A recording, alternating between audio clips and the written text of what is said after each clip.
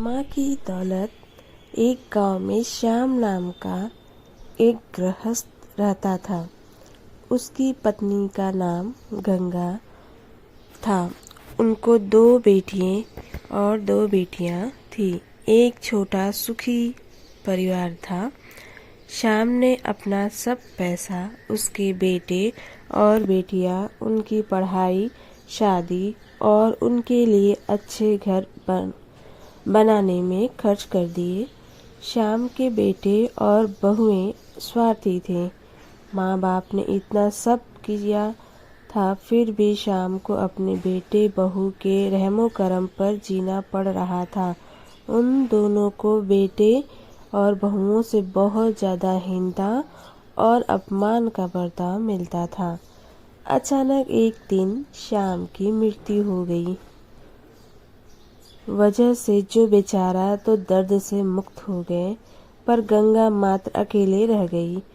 गंगा ऐसे ही उदास मन परिस्थिति में मंदिर गई। वहां उन्हें उसकी बचपन की सहेली शांता मिली। उसे देखकर उसे अच्छा लगा। गंगा को उदास देखकर शांता ने गंगा से उसके उदासी का कारण पूछा। गंगा ने अपने दुखों की जीवन का सभी विवरण उसे बताया। वह सब सुनकर शांता ने उसे गुप्त में कुछ तो कहा। वो सभी सुनकर गंगा को थोड़ा सा आधार मिला। दूसरे दिन सुबह जिस प्रकार शांता के बताए अनुसार शांता एक बैग से लेकर गंगा के पास गई और वो जैसे पहली बार ही मिली हो ऐसा बर्ताव किया। शांता ने गंगा को गले लगा लिया। गंगा ने शांता को पूछा, शांता तुम यहाँ हमारे गांव में कब आई और किसके घर ठहरी हो? गंगा की दोनों बहुएं गंगा की आवाज़ सुनकर तुरंत अंदर से बाहर आई। उन दोनों को देखकर शांता बोली, अरे मैं दूसरे घर पर कहाँ रहूं?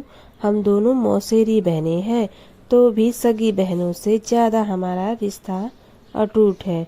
मुझे जीजा जी गुजर गए मालूम पड़ा, इसलिए मैं तुम्हें मिलने के लिए और भेंट देने के लिए आई हूँ।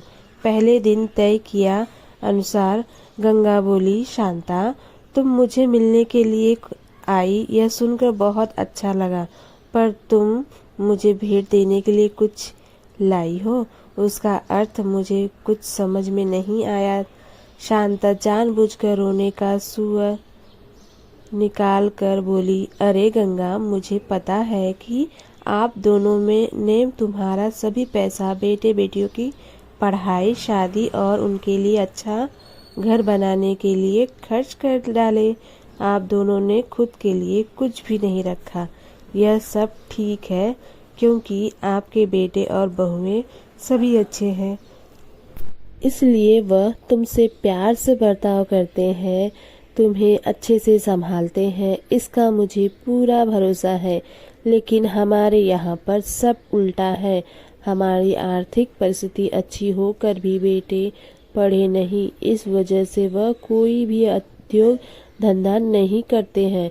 उनको सिर्फ बैठकर खाना आता है। अमीर है, इस वजह से उनकी शादी भी हो गई, परंतु उनकी पत्नियां हम दोनों का बार बार अपमान रहती हैं और मेरे बच्चे वह देखकर भी कुछ भी नहीं बोलते उन्हें।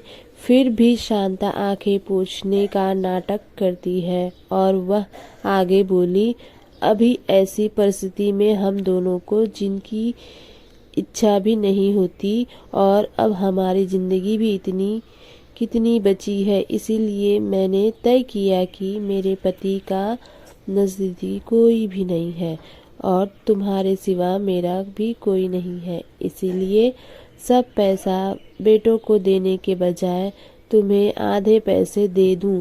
ऐसा विचार करके मैं मेरे पति की राजामंदी से 25 तोला वजन के 10-12 सोने के गहने और 50,000 इस बैग में लाई हूँ।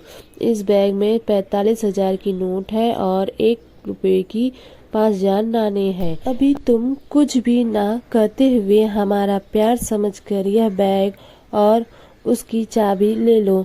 मैं सिर्फ तुम्हारे पास चाय पीकर तुरंत चली जाऊंगी। शांता का यह बोलना सुनकर सास की बहन कोई सामान्य औरत नहीं है, बल्कि वह अमीर औरत है और धन की तिजोरी साथ लाई है। ऐसा विचार करके गंगा की बड़ी बहू प्यार का नाटक करके उनको बोली कि क्या मासी, आप इतनी जल्दी क्यों जा रही हो? अभी आई हो तो रहो हमारे घर 2-4 दिन। आपके बेटे और बहू भी नई पीढ़ी के हैं, इस वजह से आप उनके तरफ ध्यान मत दीजिए। आप दोनों पति पत्नी ने आपका जीवन यशस्वी किया है, वैसे ही हमें भी उस बारे में मार्गदर्शन दिया तो अच्छा होगा, और कैसे जीवन जीना है हमें भी समझ में आ जाएगा। तभी शांता उसे बोली, मेरे पति के दोस्त आज प्लेन से रात को 12 बजे हमारे घर आने वाले हैं, इस वजह से मुझे जाना होगा। हर एक मनुष्य के जिंदगी में ऐसा प्रसंग आता है कि जिसकी वजह से उसकी आंखें खुलती है और वह मनुष्य समझदार होगा तो उसे मार्ग दिखता है। ऐसा बोलकर शांता चाय पीकर वहां से चली गई। शांता के जाने के बाद गंगा के दोनों बेटे और बहुएं उससे बहुत अच्छा बर्ताव करने लगी। बहू प्यार और देखभाल करने लगी। गंगा खाना खाने के बाद रात को अपने रूम में जाकर दरवाजे की कुंडी लगा लेती। शांता ने दिए हुए पैसे पत्थर पर पीट कर बजा कर गिनती थी। नागों का आवाज रात के समय स्पष्ट उनके बेटे और बहू को सुनाई देता था और उनका गंगा पर और ज्यादा प्यार बढ़ने लगा। ऐसा 5-6 महीने तक चलता रहा, लेकिन पैसे गिनने का काम मात्र खत्म ही नहीं हो रहा था और ये सिलसिला गंगा ने अपने मरने तक चालू रखा। गंगा के आखिरी 6 साल खुशियों में बीते, परंतु एक दिन अचानक गंगा की मृत्यु हो गई। उसके जाने के बाद रिवाज और लोक लाज के लिए उसके बहुओं ने और बेटों ने आंसू बहाए।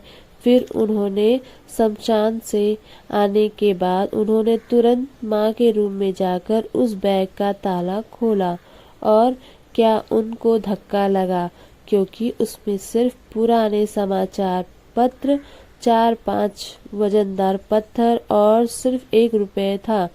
वो रुपये भी पत्थर पर पीटने पर पूरा का पूरा खराब हो गया था।